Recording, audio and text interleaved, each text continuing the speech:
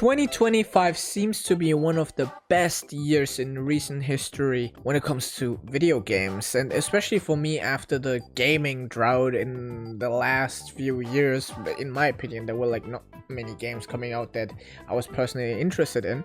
This year seems to be my gaming year. Like, the games that I like, these are coming out this year. So I've compiled a little list of the games that I'm the most hyped about, and I kind of want to talk about it. So let's get right into it. And the first game is going to be Persona 4 Revival. It was announced just a few days ago on that Xbox presentation. I forgot the name for that, but yeah, it was a short little announcement trailer. Really, we didn't see much. Like, we only saw the city. Looked beautiful though, looked beautiful. The game looks good. Yeah, we don't know much, but it's just gonna be Persona 4. Like, we don't need to know much. We already have Persona 4, we have Persona 3 Reload. It's just gonna be Persona 3 Reload, but with Persona 4, so probably the same graphics and some quality of life features, a little bit of additional content. Like in Persona 3 Reload, we had the interactions, like a little bit more of interactions between the team members, so maybe we're gonna have that. A little bit more like dungeon content, and they're probably gonna make these dungeons look nicer, which is always a plus. But yeah, very hyped. I've played through Persona 4 already 2 times. I don't mind playing through it a third time. Now, there's also another Persona game on here. There's Persona 6. Now, you might be like, bro, why is Persona 6 on this list? It's easy. Persona 6 is going to come out eventually. It's not been announced yet. It's not been revealed yet, but it's probably going to be revealed like next year. So let me just talk about it, man. It's my list. This is one of my most anticipated games just because the scope of the game is going to be huge. Like, that's just going to be the case, okay? It's going to be like Persona 5, but even bigger, even more. And I hope that it catches more of the vibe of like something like Persona 4. I don't know. Persona 5 is cool, but I just don't feel the vibe that Persona 4 and 3 have. Like, they have different vibes in of themselves, but I just want something that captures more of a vibe that I like, you know what I mean? I played every Persona game besides the Persona 2 duology, so like I'm a big Persona fan. I've tried playing Persona 2. Like, I've started playing Persona 2 and I'm already a few hours in, but I got distracted by Yakuza. I'm gonna be honest, man. I was locked in Yakuza, and I'm still locked in Yakuza. They're currently playing Yakuza 6, and Yakuza is peak, and Yakuza is a nice gateway to the next game because it's gonna be Stranger Than Heaven. Now, Stranger Than Heaven is a new RGG game, so RGG is the studio behind Yakuza, and from what we've already seen, it's peak. Like, just look at the trailers, they're peak. Okay, it looks fucking phenomenal. It looks amazing. The protagonist is cool as fuck. It just looks awesome. And I love the time period that it plays in. So, like, the early 1900s to mid 1900s. And yeah, it's an RGG game, so it's gonna be peak. And last but not least, for the JRPGs on this list, we have Digimon Story: A Time Stranger. I've been waiting for this game since 2019, okay? They've been teasing this game, the existence of this game, after Hacker's Memory. And I got into these games in 2019, and I've been waiting and waiting and waiting, and finally it's reality. I'm a big fan of the Digimon Story games, like, huge fan. I've even played the untranslated ones, so the Digimon Story, the X-Ross Evolution, you know. I played twice. Okay, I played through that twice to be honest. So yeah, I'm a huge fan. The game looks good from what I've seen, especially in the department of the environments. If you haven't played the Digimon Story Cyber Sleuth games, basically you're just playing in the digital void. That's what it looks like, okay? You play in a digital void and it just looks so bland. It's so boring over the course of the game. And from what I've seen, this game world looks way more alive, and that's a huge plus. We've already seen new animations, new Digimon models, and new Digimon in general in this game. Is gonna be amazing. But I hope it brings back the Digivolution cycle. I don't know what you would call it, but in the older games, you could like increase your base stats to the maximum. Okay, to max stats to 9,999 HP and 999 for like the normal stats by digivolving your Digimon and then digivolving them again into different Digimon. That was always really cool for me because it forced me to use different Digimon, you know, because I had to de-digivolve and then digivolving again. I could have picked, like, let's say I have the option Greymon and Growlmon. Now I pick Growlmon or some other Digivolution.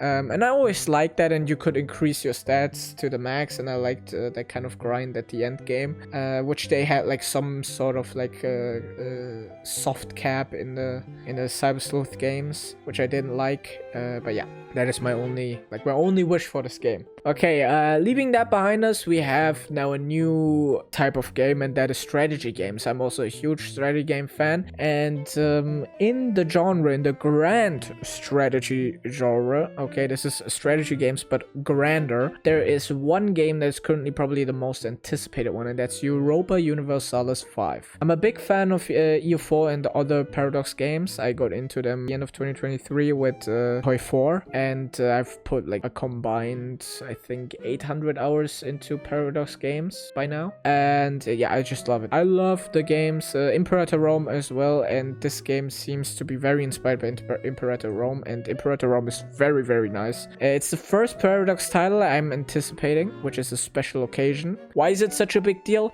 Because these games last for like 10 years or something like that with DLC and stuff. It's not every day that you experience something like this. I'm hopeful from what they've shown. They have something called Tinto Talks, and they have already shown a huge amount of content in the game, and they have taken a lot of community feedback already, and that makes me very hopeful because I've already seen what they have in store for us. I've already seen that they have a lot of content, more so than EU4. I believe them in saying that this game has more content than EU4. I believe them. There's a lot of fucking content in this game. I am a little bit skeptical about the DLC policy, because if you don't know, but Paradox Games is very scummy when it comes to DLCs. I'm still a little bit fearful of what they're gonna do with the DLCs, because, for example, in Hoi 4, in the DLCs, man, the latest have been so horse shit, way too overpriced for not a lot of content. I hope that the DLC, that they have a different DLC policy for this game, because I don't have anything against the concept of a DLC for these types of games. Like, that just makes sense, having these games run for 10 years, giving us DLCs every year, making it more expansive. That's so cool, but I just don't know. But anyway, next up we have a game that is in a similar vein, and that is Gilded Destiny. Now, Gilded Destiny is trying to be a competitor to one of, or like the successor of one of Paradox games, and that is Victoria 3. They want to make the Victoria 3 that Victoria 2 fans want. Because if you don't know, Victoria 2 is a game like EU5 that plays in the Victorian era, and Victoria 2 fans do not like it. I personally prefer Victoria 2 to Victoria 3, and Victoria 3 has a lot of issues, and I feel like you have to completely make the game anew to fix those, because they're baked within the game. It's just not what I would expect from a Victoria 2 sequel, but Gilded Destiny is what I would expect from a Victoria 2 sequel, and I hope they're successful with this. It's from an indie games studio, and I think some people there have already worked at Paradox Interactive, I'm not sure. But yeah, I've been following the development for 2 years already, and it's gonna be released this year, so I'm very excited. It has a lot of stake. I have a lot of stake in this game, because I feel like it's bigger than this game. If it succeeds, it's gonna be a good thing for the entire genre, because this is gonna signal to other game companies that you can actually compete in this genre. Because this is a game, like these Paradox games are a very small niche that only Paradox really fills, and there aren't really any competitors. That's because this is like a very small niche, and one studio has already taken up all of the possible consumers. But if other game studios would see this, like Gilded Destiny succeeding, that would signal to them there's actually a chance of like competing in this market. And I hope that this is gonna be like a rolling stone that's gonna or like a domino effect that's gonna cause this like a revitalization of this genre, like multiple other people joining in and being like, yo, Hoi 4 has been kind of shit as of recently, let me do my own Hoi 5. Oh, Imperator Rome has been abandoned, let me do my own Rome game in the same vein. And I just like more competitors in this genre, and I hope that Guild of Destiny wins with all my heart. Now, another game in the strategy genre, or is it? I don't know. It's a park builder game, okay? I don't know if it's the strategy, but it's definitely not grand strategy. And that is Jurassic World Evolution 3. Has also been announced recently. And first of all, I want to say a little bit about my my history with this game series. I am a huge dinosaur fan. I've always been one, and Jurassic World Evolution was one of my most anticipated games ever in my lifetime. You don't know how fucking hyped I was for that game. I was so hyped for that game, I started to hallucinate and be like a psychopath, basically. I remember sitting in class and like writing repeatedly in my notes, Jurassic World Evolution, Jurassic World Evolution, Jurassic World Evolution, Jurassic World Evolution. Like, I was completely manic in that sense. And in class, I would like hallucinate playing that game. And when it finally came out, I played it so much that I had a headache and I felt sick. Which, bro, I can play 10, 12 hours in a row and I don't feel sick. That I felt sick playing this game, that I played it so much, that is a sign, bro. I played that so much. I also enjoyed Jurassic World Evolution 2. Obviously, I wasn't as crazy about it as I was with Jurassic World Evolution, bro. But it was also a very fun game and a huge step up, especially after all the updates and DLCs. But the campaign wasn't as good as Jurassic World Evolution's, which I hope they do better in Jurassic World Evolution 3. I hated the campaign because it was only like it was basically a tutorial. We've seen one trailer, I think, where we've seen new features such as baby dinosaurs, which is a huge thing because we didn't have that before. Sexual dimorphism, so male and female dinosaurs will look different, which is also a huge step up. Better terrain editor from what we've seen, which is also like a nice quality of life change. And modular building, also fucking awesome. A lot of new stuff, definitely. But even with all those good things, all those good news, there is sadly one caveat, and that is 40 dinosaurs less than Jurassic World Evolution 2.